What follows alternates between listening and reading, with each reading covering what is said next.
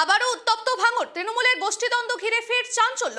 দক্ষিণ চব্বিশ পরগনার ভাঙড়ের রাজনৈতিক উত্তেজনা। তৃণমূল নেতা কাইজার আহমেদের বাড়ির সামনে মঙ্গলবার রাতে ভিড় জমান শওকত মোল্লার ঘনিষ্ঠরা। অভিযোগ, তাকে উদ্দেশ্য করে অশালীন ভাষায় গালিগালাজ ও খুনের হুমকি দেওয়া হয়। এ বিষয়ে আরো বিস্তারিত জানবো, আরো বিস্তারিত তথ্য তুলে ধরবে আমাদের প্রতিনিধি গোপাল।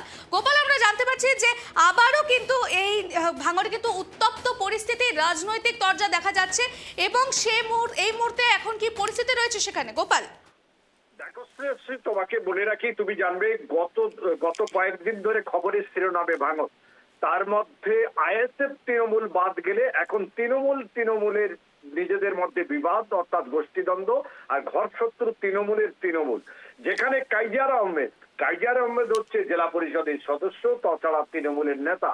তার একটা পার্টি অফিস ছিল যেখানে মমতা বন্দ্যোপাধ্যায়, অভিষেক বন্দ্যোপাধ্যায় সহ একাধিক নেতৃত্বের ছবি ছিল।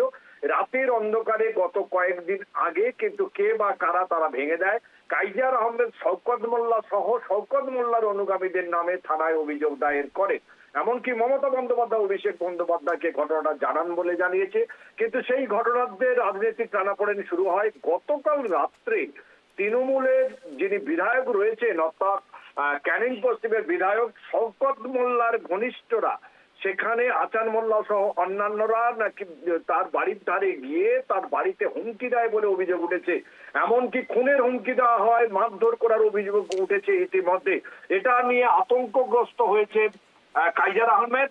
এর পাশাপাশি কিন্তু তৃণমূলের পক্ষ থেকে জানিয়ে দেওয়া হয়েছে এরা এইরকম কোনো ঘটনা ঘটে নেই, কিন্তু সিসিটিভির ফুটেজ ইতিমধ্যে ভাইরাল হয়েছে। এই সিসিটিভির ফুটেজে কিন্তু ইতিমধ্যে দেখা যাচ্ছে বেশ কিছু মানুষ সেখানে দাঁড়িয়ে রয়েছে, যেখানে বাহাদুল ইসলাম এবং সাবিরুল ইসলাম আছে বলে দাবি কাইজার আহমেদের। এই টানাপোড়েন চলছে ইতিমধ্যে। অন্যদিকে তোমাকে বলে রাখি, শুধু এটাই নয়, ইতিমধ্যে কাইজার আহমেদের বিরুদ্ধে বিষোদ্গার করেছেন, এমনকি তাকে সাবধান থাকার হুঁশিয়ারি দিয়েছেন ওই এলাকার যিনি রয়েছেন, কাইজার আহমেদের এলাকার যিনি বনভূমির কর্মাধ্যক্ষ বলে জানা গেছে। এটা নিয়ে টানাপোড়েন শুরু হয়েছে। গোপাল, আমরা দেখতে পাচ্ছি যে তাদের কিন্তু নিজেদের মধ্যেই গোষ্ঠীদ্বন্দ্ব শুরু হয়েছে এবং সামনেই কিন্তু রয়েছে 26-এর নির্বাচন। এই 26-এর নির্বাচন ঘিরে নিজেদের মধ্যে ভাঙড়ে কিন্তু নতুন কিছু নয়। এই নিয়ে শাসক দল কি জানাচ্ছে এই ব্যাপারটা নিয়ে, গোষ্ঠীদ্বন্দ্ব নিয়ে? গোপাল, দেখো, শাসক দলের সঙ্গে কথা বলার চেষ্টা করেছি। রাজ্যের বিভিন্ন প্রান্তে গোষ্ঠীদ্বন্দ্ব রয়েছে, তার মধ্যে দক্ষিণ চব্বিশ পরগনায় কিন্তু ব্যাপকভাবে গোষ্ঠীদ্বন্দ্ব, বিশেষ করে ভাঙড় এলাকায়। আর ভাঙড়ে আরাবুল ইসলামের সঙ্গে শওকত মোল্লার যেভাবে গোষ্ঠীদ্বন্দ্ব ছিল, বর্তমানে কিছুটা হলেও সীমিত হয়েছে। এবারে কিন্তু দেখা যাচ্ছে অন্যান্য যারা রয়েছে নেতৃত্ব, তাদের সঙ্গে এই গোষ্ঠীদ্বন্দ্ব 2026 বিধানসভা নির্বাচনের আগে এই গোষ্ঠীদ্বন্দ্ব মনে করছে যে যেহেতু ওখানের আইএসএফ এর যিনি বিধায়ক ছিলেন, সেই বিধায়ক কিন্তু ইতিমধ্যে সেখানে কিন্তু গত 3 দিন আগে বৈঠক করেছেন, আবার আগামী 3 দিন পরেই কিন্তু আবার একটি বৈঠক রয়েছে। এই বৈঠকের মধ্যে কিন্তু নওশাদ সিদ্দিকী মনে করছেন বিপুল ভোটে সেখানে জিতবেন, এটা আইএসএফ এর কথা। কিন্তু তৃণমূল বলছে তারা তাদের পুরানো জমি আবার তারা ফিরিয়ে নেবেন। কিন্তু গোষ্ঠীকন্দল হলে কি করে সম্ভব? এই সম্ভবটা কি করে হবে সেটা 2026 নির্বাচন বলবে, এবং তার জন্য আমাদের অপেক্ষা করতে হবে। ধন্যবাদ গোপাল। আপনারা দেখছেন ফের কিন্তু উত্তপ্ত ভাঙড় এবং সেখানে কিন্তু শুরু হয়েছে রীতিমতো রাজনৈতিক তরজা। নিজেদের মধ্যে তৃণমূলের নিজেদের মধ্যেই কিন্তু শুরু হয়েছে গোষ্ঠীদ্বন্দ্ব এবং সামনেই এই নির্বাচনের আগে এই নিয়ে কিন্তু রীতিমতো শোরগোল নেমেছে এলাকায়।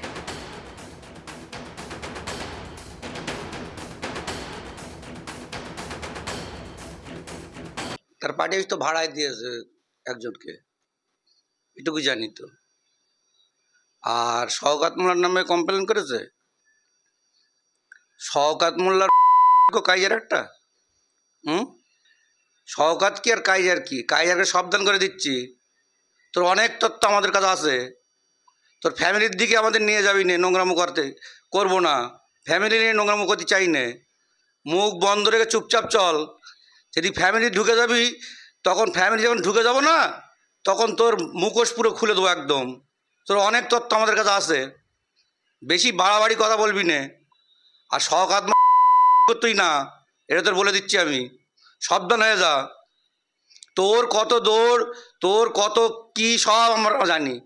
আমরা দীর্ঘদিন ধরে চলেছি, আমরা জানি তোর দম কত তাও জানি। সাবধান হয়ে যা। কারোর ফ্যামিলি সম্পর্কে, কারোর নাম সম্পর্কে আলোচনা করার আগে নিজের ফ্যামিলি সম্পর্কে আমাদের ঢুকে যাই, মুখ দেখাতে পারবি না, কত মুখ দেখাতে পারবি না। যেভাবে আছিস ওইভাবেই থাক। 30-40 জনের একটা টিম, যার নেতৃত্বে ছিল বাহারুল ইসলাম এবং সাবরুল ইসলাম রিন্টু। এরা দুই ভাই আমার বাড়ির সামনে এসে গালাগালি খেস্তাখিস্তি করে আমাকে খুন করবে, মার্ডার করবে বলে একদল দুষ্কৃতী নিয়ে মানে বিশ্রী ভাষায় গালিগালাজ করে গ্রামের লোকজন সব ছুটে পালাচ্ছে। এরা আমাকে খুন করার চক্রান্ত করছে। আমি বারবার বলছি, পুলিশ প্রশাসনের কাছে দ্বারস্থ হয়েছি, কমপ্লেন করেছি, তারপরেও এরা অ্যারেস্ট না হয়ে বাইরে ঘুরে বেড়াচ্ছে। আমি প্রশাসনের কাছে অনুরোধ করব এদের বিরুদ্ধে ব্যবস্থা নেওয়া হোক।